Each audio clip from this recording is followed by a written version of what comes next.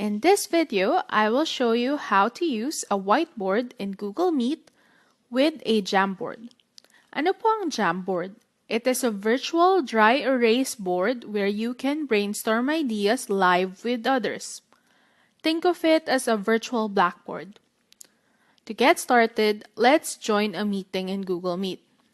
At the bottom right, click More Options. Ito po yung 3 dots.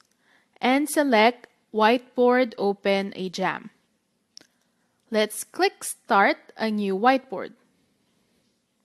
Please note na ang jam na ito will be sent to other people in the meeting. The Google Jamboard will open in a new window.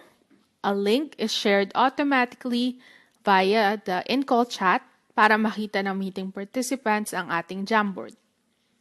You can write on the board by clicking the marker icon on the left. You also have a virtual eraser.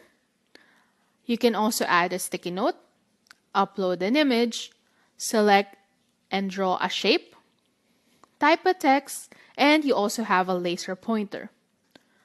You can also clear everything you've added by clicking Clear Frame on the upper left. You can also change the background. Click Set Background at the top and select the one most applicable to your class. If you have any questions about this video, please leave a comment below.